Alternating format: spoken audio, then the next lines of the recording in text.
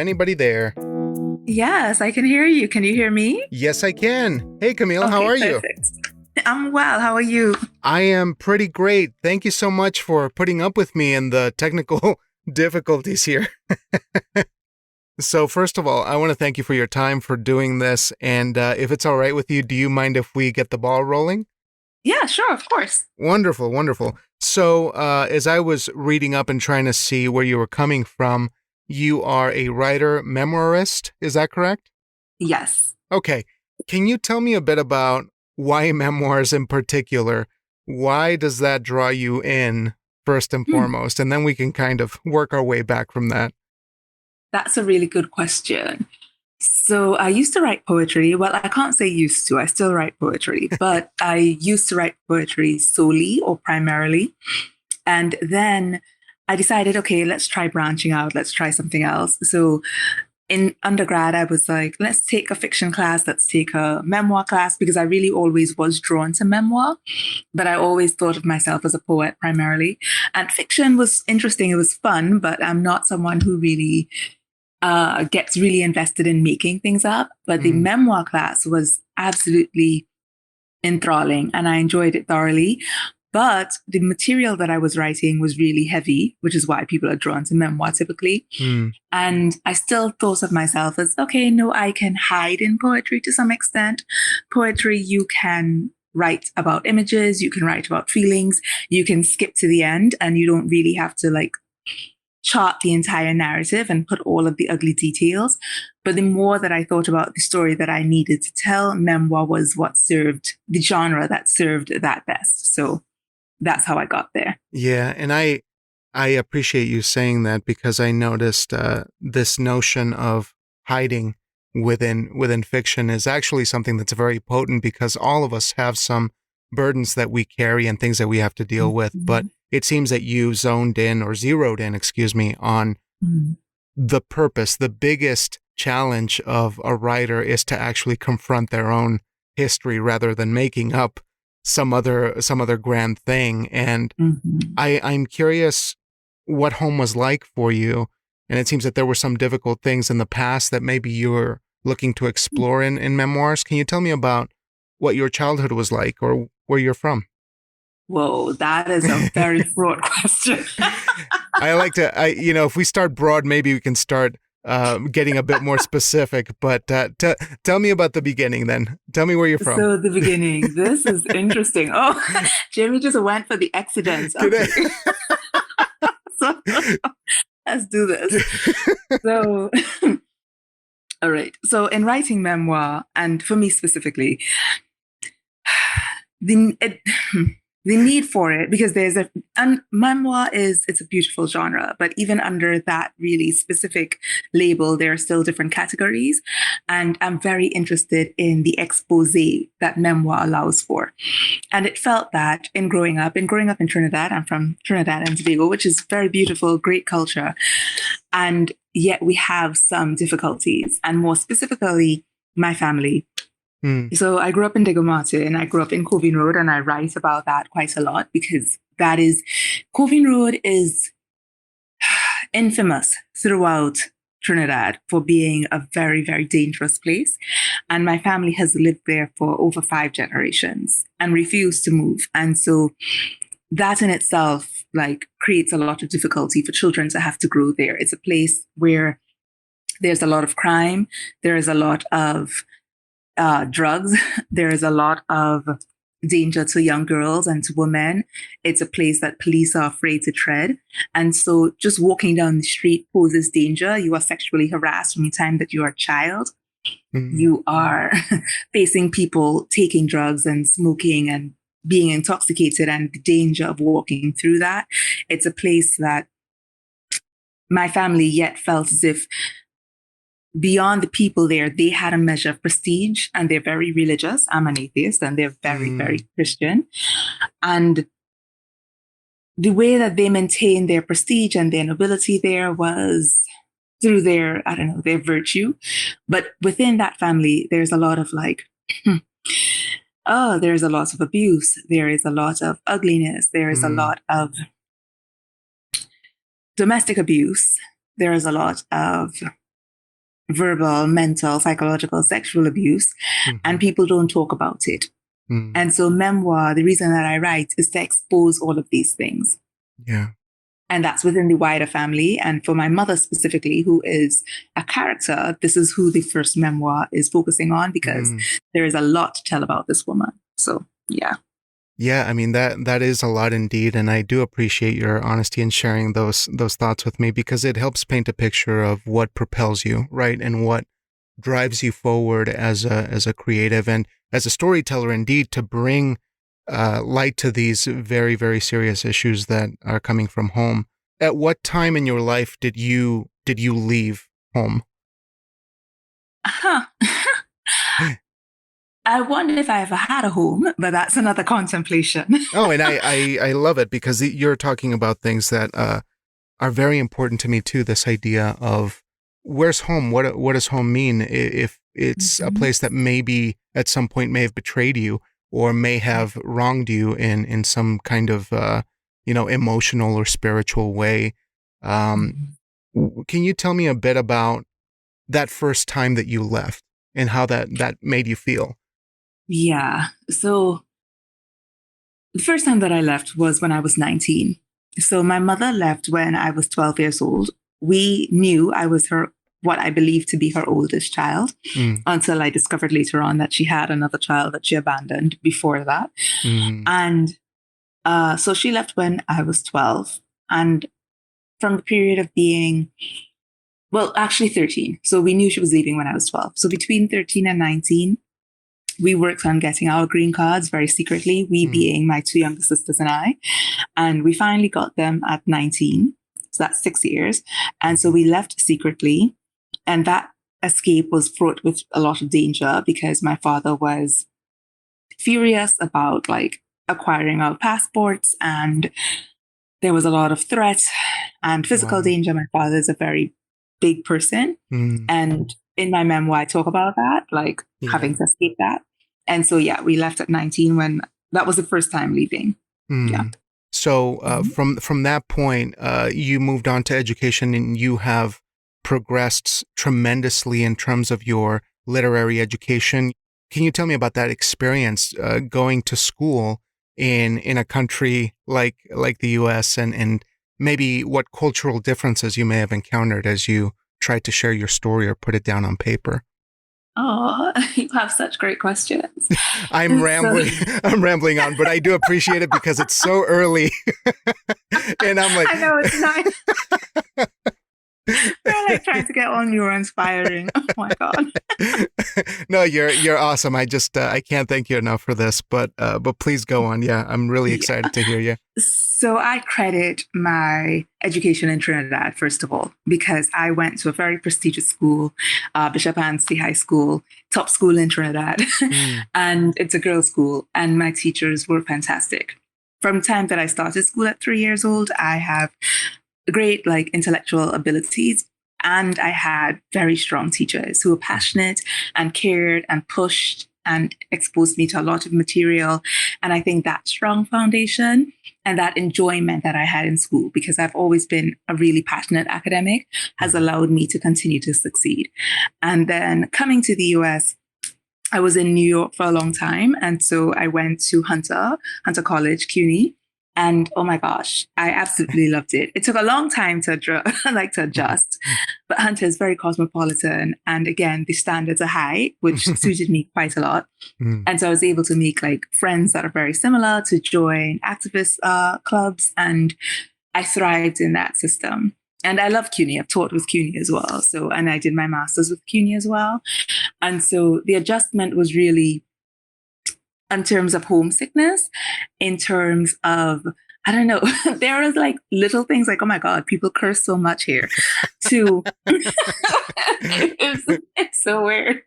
And the way that they would dress, and the way that, I don't know, just being in New York, so dynamic, but also intimidating when you just get there. And so there was a lot of immersion through student clubs and all of that to really find my bearings. Yeah, that took a lot, actually. Yeah. It took a long time to adjust. Yeah. No, I can imagine. But do you feel now that that you are closer to answering that question of home, or perhaps as you've established yourself in this country and in the literary corner of the world that you're in, do you feel like there is more certainty? Because I think, and I'm speaking, I don't mean to project. I guess maybe I should say this, because it took me a very long time to feel like I had assimilated into this country. Spanish is my first language, and I came to Wyoming, the cowboy state of all places. Oh my God. And so that's always a huge question for me is when do you actually look down and realize that there's something solid under you culturally, you know? And it's a huge question, but I'm always fascinated by how different people perceive that moment. I always want to ask memoirists that too, because I'm always curious. I don't know, because there is this continual longing. There's this word in Portuguese, saudade, where it's like you keep wanting to go home. And that's a huge part of me. I feel as if I'm missing out on a big part of my culture. I feel estranged from being able to just walk outside and being part of the parties, like Carnival is about to come up and I won't be there. So there's that absolute longing for it. Yeah. Have you been back home since you left? Yeah, I have. And when I went back to my father's house, which was very difficult. And then, and when I went back, I nearly drowned. Oh, no. Oh, goodness. I know. I know. And then I ended up in the ICU. That's in the second memoir. So, God, it's like all of my. You have lived a full life so far, even, and it's just the beginning. It's just the beginning. Yeah. So I've figured out that I perhaps, I don't know, I'm big into signs and all of that. And there was a lot that went along with that. But I believe that, to answer the question, to be a bit more concrete, I consider Trinidad home, but not going back to that place in terms of family, because that produces illness like somatically. So going back, I would not go back there, but I would go back to my country. And I consider New York my second home. So I think I have to live in that liminal space and consider my writing my home, because that's where I feel I bring my full self, and the literary community allows for that. So I don't think I will ever have one specific place that is just, okay, this is it for me. I will always go between, and I have to come to terms with that. Yeah. And that's such a beautiful sentiment, by the way. Writing is home. What better feeling can one have, you know, when you reach for the keyboard, reach for the pen and paper, to feel like you are grounded and you are one with yourself in a way. So speaking specifically about craft here, how does one go about being a good memoirist? Whether you're mining your own experience, what exactly is a good anchor for that kind of writing process, to mine your own experience? Ooh, I speak about this with my students, and I get a little bit of pushback when I tell them, but it's understandable, because I remember being in a workshop with Shakira Diaz and her saying something very similar. And I was like, what? And she talks about needing distance. And I completely agree with that, because that has been my experience as well. I think what allows you to write is to know why you're writing. And the only way to know why you're writing is to have some measure of distance, whether it's physical, whether it's emotional, whether it's psychological distance from whatever you're writing about. And so that you gain somewhat of like an overview, and you know what is pushing you through this. It's going to be the narrative propulsion, but it's also going to be the voice that's propelling you. It's going to provide the arc. It's going to provide the way that you sculpt whatever you're doing on the page. I know that I'm writing because I have to showcase. I'm writing for my 12-year-old self that was confused about having this kind of mother. And I'm writing to explain to her the way that you can trust yourself, and the way that this woman is completely like psychologically disturbed, and showcasing that. And so if you know the why, I think that allows for you to develop every other craft element thereafter. Like, you can think about your setting as being informed by that, your characterization, the way that you are, your prose, the way that you are melding your essays or because mine is a collection of essays, or the overarching narrative, the arc, if it's a full novel, like I think everything comes from that.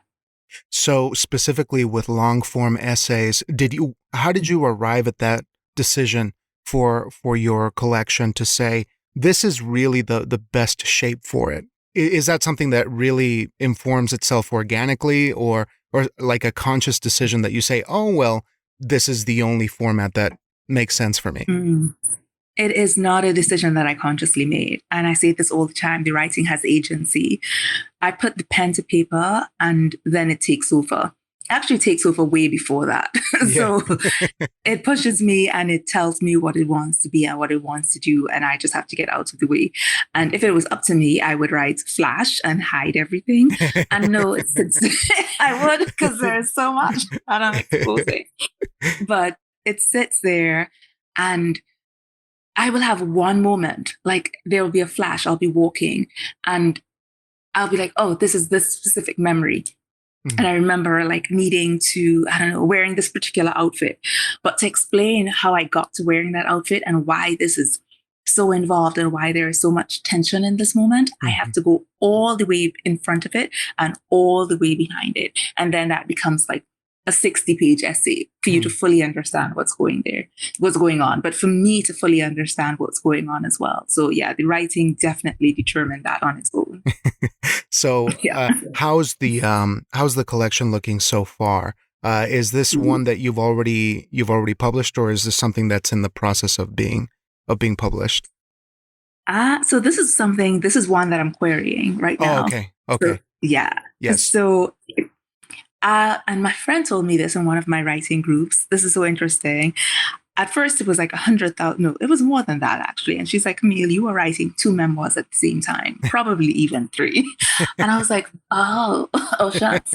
And then when I started to put it down and like put it together and see the arc, I was like, oh, yeah. So right now, I have the first one is 80,000 and I'm querying that one.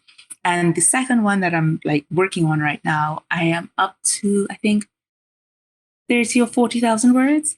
So, yeah. Yeah, so there's a bulk of story there that you had to parse through and figure out, okay, what makes sense for this volume. And I mean, not that it's going to be, Camille Part 1 or Camille Part 2, but but thematically, you felt like you had like 2 strong threads that needed to be broken up. Okay. Yeah. So was that something that took a long time to figure out? Like, it's easy to say, we needed to split it up, but was that something that you had difficulty with making that decision? Yes, I definitely did. And I love that because it sounds easy to just say, yeah, I just split it up. But it's no, it was not easy because first of all, if you like do all of this work, you want to congratulate yourself on it. And you want to be like, yeah, let's just get that first book out there and just make it like 100,000 words. And then you're like, no, let's cut it down to 90,000. And then, but it feels like everything is imperative for you to understand, and everything is like so urgent, but that urgency lies within me and I have to pass out. Okay.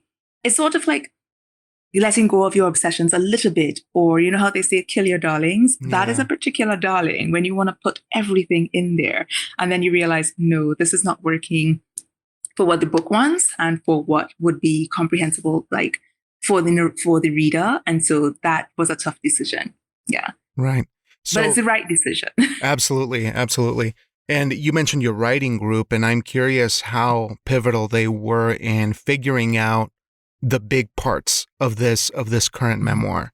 Did you feel like it was fully formed? Because, I know that there's some projects that come out almost fully conceived, even if it's a memoir. I imagine it operates kind of the same, but how helpful was the group in your writing process? And can you tell me a bit about how that works, having that kind of writing community and support?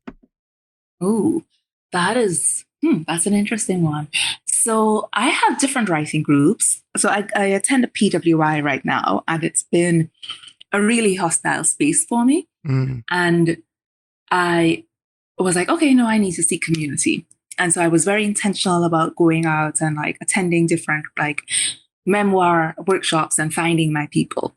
And so I did that, which was really great. But because I had different groups in different places and at different stages, different people have seen different essays and they've been helpful with that. But the narrative of talking about my mother, because this first one is really just focusing on the mother, and then the second one is focusing on father. Mm. This one came out like fully formed. It knew itself. It had such a drive of its own. Mm-hmm. And as I said, it was really just getting out of its way and just putting it down on the page. It was living in me for a long time. And so this came out fully formed. The difficulty was when I started to put in a little bit more of my father in this one, because I was like, well, you have to understand them in tandem with each other. Mm-hmm. And then I realized, okay, no. So, and that's where the workshop groups came in. They were like, Camille, this is diverting a little bit from the overall theme here. This is like taking it in a different direction. And so I had to that was really an informed reading, and I had to agree with that. No, that's fascinating, because sometimes even distance might not be enough, and you do need that third party that is a trustworthy source, right? To tell you should consider doing this. And you bring up a really good point too about having a safe space to unfold a bit of that trauma, especially if you're using it creatively. This is something that I think is such a pivotal issue. It's such a difficult thing to talk about for, I'm a person of color, I've been around white people my entire life, and I don't know what a safe space is, but I'm curious how one goes about finding that and what are your boundaries and how do you set those? I think that's something that intrigues me, because I feel like I tolerate maybe more than I should. Oh gosh. For you. Yeah. I don't know. Tolerance could be a good thing. My therapist and I have gone back and forth on that, because I have nearly zero. But that has served me well. That is such a really key point, because if you're writing memoir, and I've talked about, I don't know, I think I posted about this on Twitter a little bit. When you're writing memoir, it is so deeply personal, especially when you're still in the creating stage, before you even start editing or curating. You're still pouring out all of this. You can, and this is for all BIPOC writers, you can, if you're in the wrong space, that work can be imperiled by people stopping, or people reacting to you poorly, or people heaping scorn on whatever your story is. And you are speaking about something that is deeply traumatic, and they're like, yeah. And so that's why it's really important to be in the right space. And so the way that I went about that, because I could be workshopping in my PhD program, but I don't. I looked for teachers that are writers of color, and most of them have actually been Latinx. There's that Latinx Caribbean connection. We have very similar stories. And a lot of women, I'm not queer, but I found queer writers, queer teachers are a lot more open as well. A lot of, and making sure the student body comprise such. And so Miami Book Fair was really helpful with that. Tin House Summer Workshop was helpful with that. And other places where there is a very, very specific focus on making sure that it's a community environment and a safe space for people of color. Not just saying that, but actually doing the work.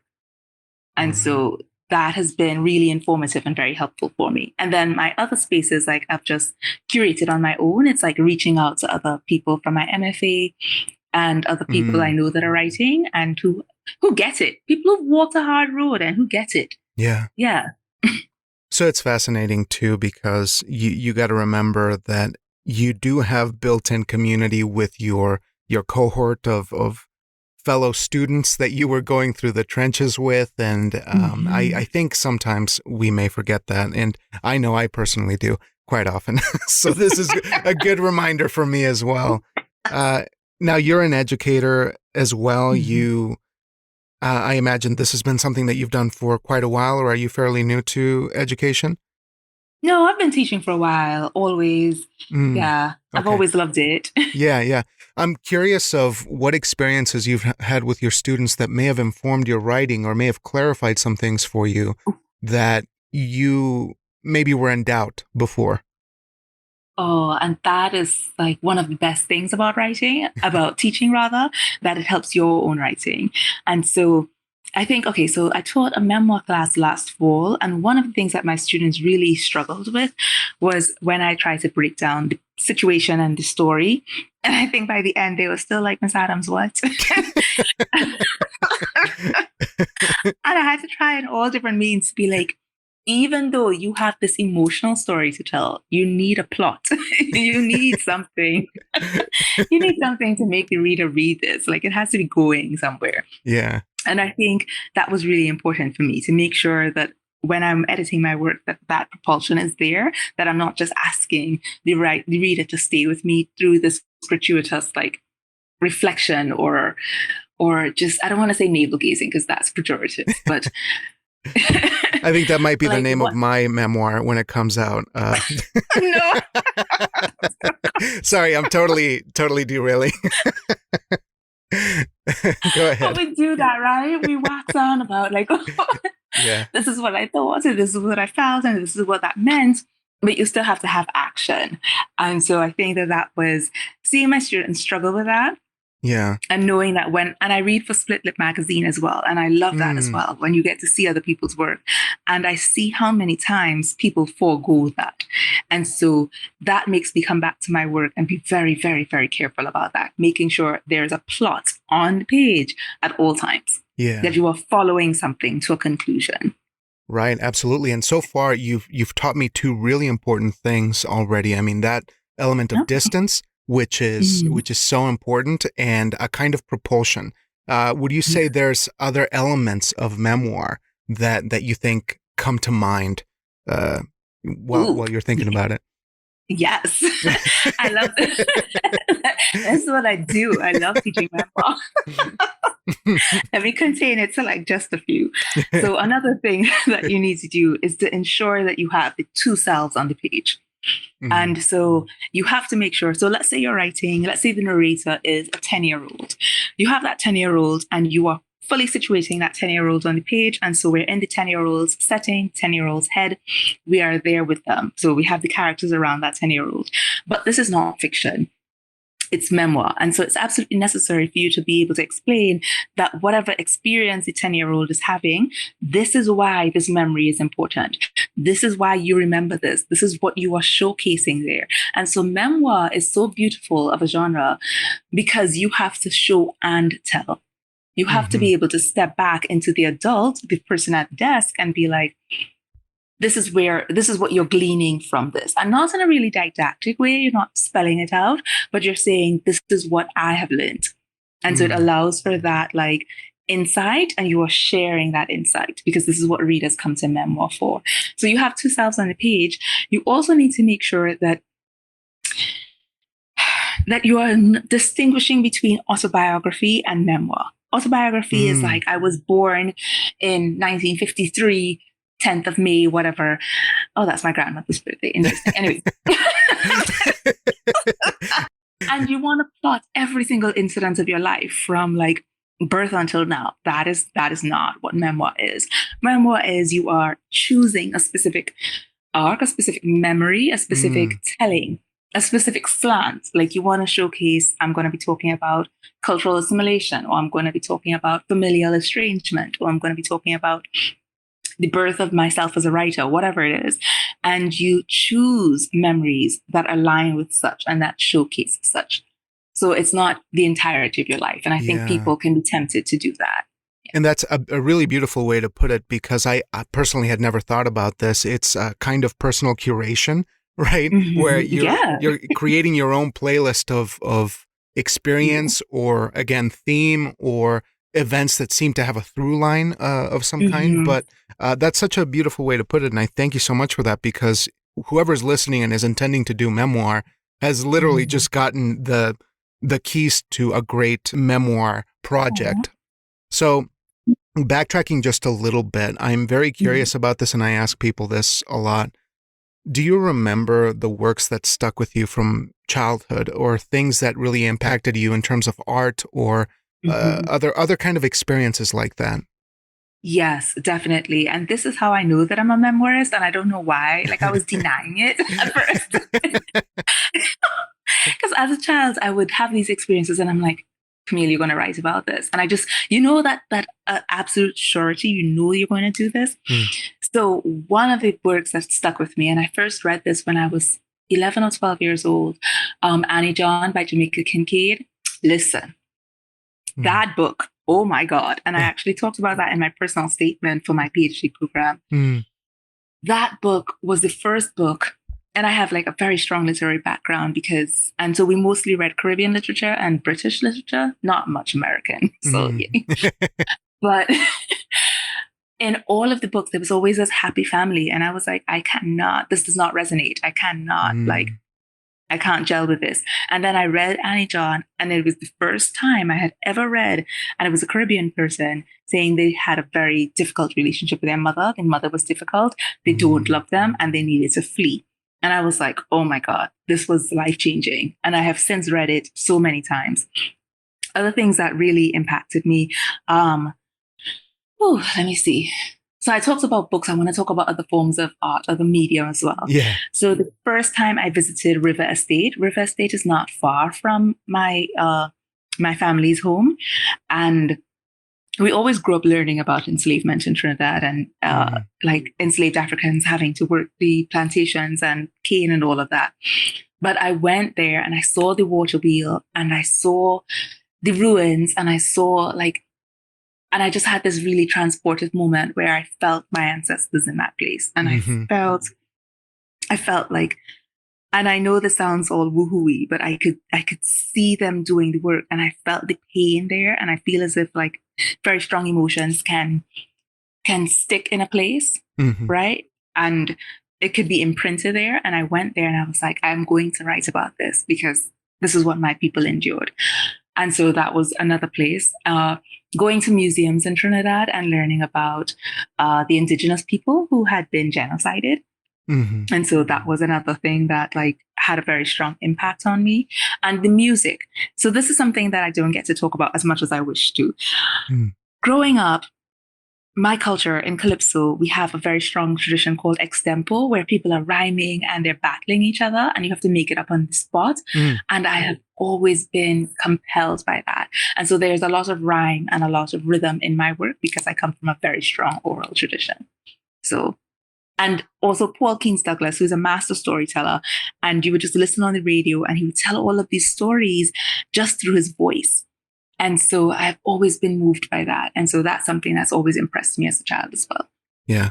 That is all of this is just so fascinating and wonderful. I feel like the more you share about your home and sort of the things that are already within you, there is such a feeling of home within you that it's really inspiring to me, because for people who are at a distance of where they come from, I just can't imagine a more empowering feeling or statement, than what you just told me, because to go back to a place and see the lineage, right? See that connection, even if it's through suffering, can be such it's such an emotional, spiritual experience. And I think that at that point you are getting to, something that a lot of people say, oh, that's woo-woo stuff, that, you're reaching for magic, right? And I think that those are the things that enliven us, that make us feel so at home, no matter where we are. And you touch on that so beautifully, in particular with the music too, and how that still transmits onto your work. I am very much projecting again, so I'm trying not to do that. You're just completely fine. But you're making me notice a lot of connections in my own experience. And so I'm just so grateful to you for that. Lastly, if we can just expand a little bit on what kind of works somebody should consider if they're looking for Caribbean literature. At least, some things that might clue us in a little bit more, much like that piece that inspired you when you were younger. Mhm. Oh, this is, yeah, because I want to teach a Caribbean lit class. If anybody from CUNY is listening, listen. This is Pass what it I on. want to do. Pass it on. Here's the verification. Exactly. So I am in love with post-colonial work, but I don't want us to just focus on post-colonial. There are a lot of like contemporary Caribbean writers, so I will mix it in a little bit.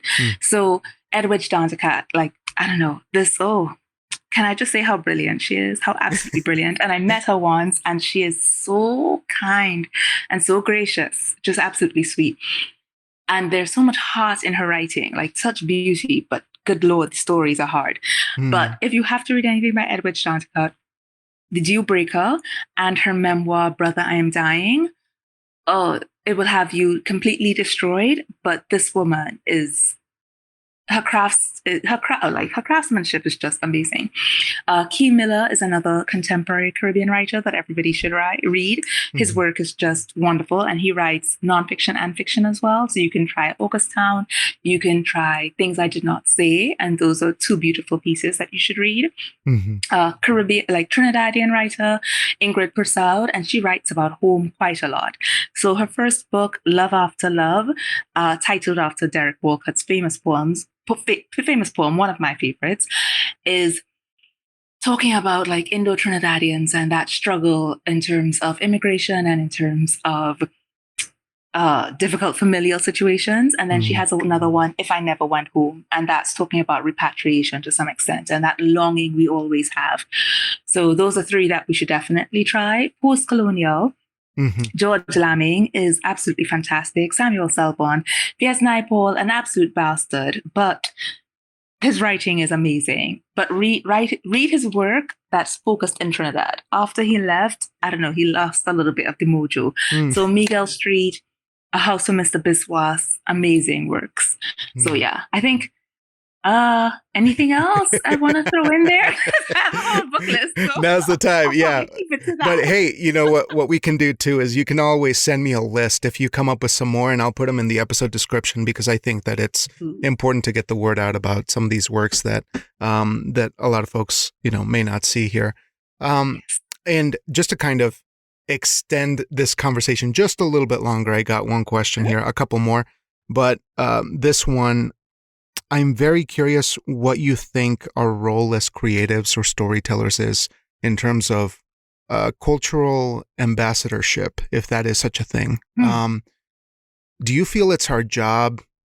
Does it go hand in hand with being a writer or a storyteller that we must place culture front and center, especially as people of color, especially as people who may be carrying a part of history that may not be seen regularly? Is that something that we have to burden ourselves with, or is it a joy, or do we just have to tend to that responsibility more often than others?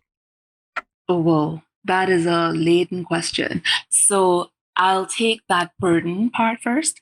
I think when people of color write in terms of thinking about the white spectator, then it can feel like a burden because it feels as if they're treating their own work like it's an anthropology experiment.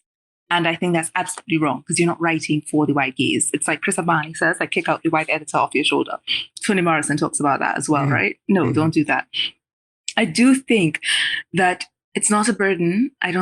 It's a joy, but it's also just inherent. You can't talk about yourself. Okay, memoir is not a diary, right?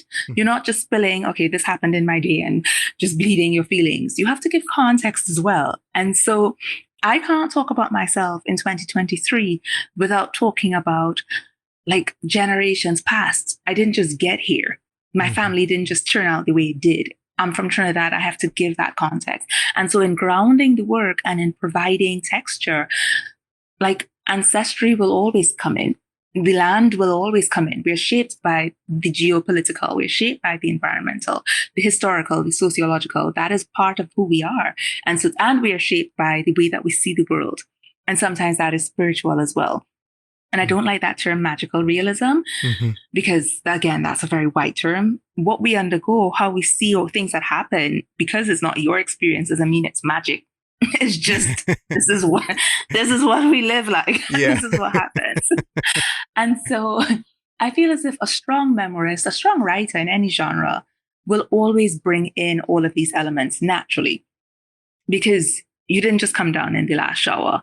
And I do think it's a joy to consider, even when you're writing about the traumatic, even when you're writing about painful inheritances, it is a joy to enrich your own mind. Like, there was one piece that I did some research for because I wanted to write about how many generations? 4 generations back. And so I wanted to write, no, 3. 3 generations back. And so I wanted to write about my grandmother. And I had to go to like JSTOR and go to like EBSCO and all of that, but also go to the oral and pair those two. And it granted me such insight about post-colonial like conditions. And so it's challenging like the narrative that we would get from like the British archives, and grounding it in the Caribbean and being like, this is what you all said. Like, oh my God, look at these benevolent like planters. No, this is what my people actually went through. And so I do think there's a responsibility to tell all of this because, okay, let me give a little more because I love this topic, but okay, I don't want to like wax on. But no, please continue. This has been, I just got to say, this has been so incredible and inspiring, but also supremely educational. So please go on as long as you need to. Never tell a 230 woman that. So like one of the majors that I've always, so like throughout all of my programs, BA, MFA, PhD, I've always done creative writing and Caribbean studies and Africana studies as well. And one of the things that I'm really like drawn to is the narratives of the enslaved. And it's not because I like reading like trauma porn and it's like, oh my God, this is what these people went through. But the fact that even under these like really disturbing conditions, people said, I'm going to tell my story. And so if they didn't tell the story, then you would have this impression of what like enslavement was like or what transport from the African continent was like. But you have to have people who are going to tell the actual truth. And I believe that the imperative is always on us to tell the truth, because if you don't, then it's like the victor tells the story and then they write you out of history. And so I believe that if you are compelled to write, then the compulsion needs to be bigger than yourself. It can't just be about you. It has to be about all of these things that contributed to you being here. And that includes like history that isn't being told. And so you have the privilege, but you also have the responsibility of writing history. And I mean writing in W and R. Like you have to do both. So, okay. That's incredible. I think this has been so phenomenal, and as you can see, I'm picking up my jaw from the floor because I've put you through the ringer this morning, and given that it was so early, we started with such intensity that I first of all want to thank you for for putting up with me on that.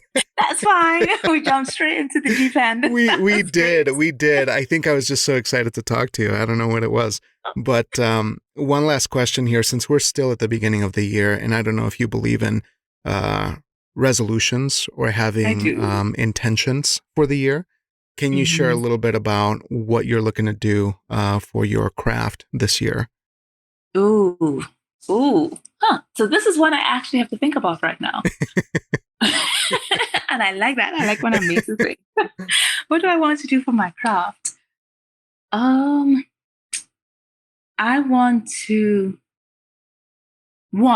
be in physical community with people. I think we've been virtual for so long. And I think that has been great because, I mean, obviously it benefits people who have different abilities and, you know, given COVID and all of that. But I think there's something to be gained from being in spaces with people. Like last year, Summer's Tin House workshop was absolutely phenomenal. And I absolutely loved like being close to people and being able to hear them and see them and like a workshop in that way. I also want to do a lot more reading. And yeah, I think that is something that's really important to me. I actually thought about like going to the Moth and all of those, but then you have to like remember, and it's you have to memorize the piece. And I don't like memorizing my memoir because then it loses some of the, like every time I read it, there's something else that I gain from it. There's something new there, but my work is very oral, narrative centered. And so I want to put it into that proper medium where it's enjoyed in that way. And so, yeah, that is something that I want to do. I want to read a lot more. And I also want the opportunity to teach in different spaces. That's beautiful. And I must say, you should look into doing some audio for it. I mean, I know it's not the same as performing. I mean, if you're not fond of memorizing, I think it would be a great way to just kind of hear it, because it's so important to get the full experience. And I think you're right that the oral experience is just something that is difficult to come up against. I think it's difficult to match by just reading it. Well, with that said, all of that, I just want to thank you for your time, because this is a beautiful note to end on. I want to thank you for your strength in recollecting and putting all of these pieces together into something that will make a difference in the world. And I think that you're a wonderful model for folks who are looking for home, for folks who have gone through a lot of that anguish and are looking to do something with the pieces. And personally, this has been a wonderful, very empowering episode. So I just really want to thank you for that and for your time. It's been awesome. Oh my God.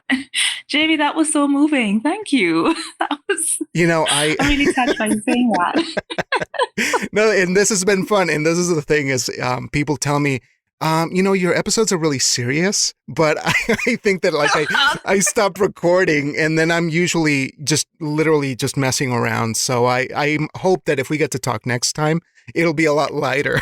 But with the introductions, it just went off the rails. I think it was because I had too much coffee today. But No. Never apologize for getting deep. Never. I mean, memoir, it always is. So. That's right. Memoirs are always deep and intense. Yeah.